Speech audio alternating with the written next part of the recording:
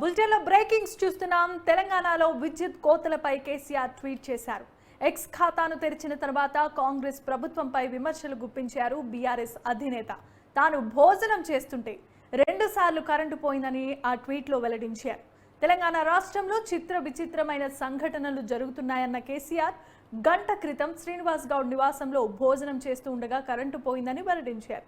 Current పోవటం లేదని ముఖ్యమంత్రి ఉప ముఖ్యమంత్రి ఊదరగొడుతున్నారని కేసీఆర్ విమర్శించారు.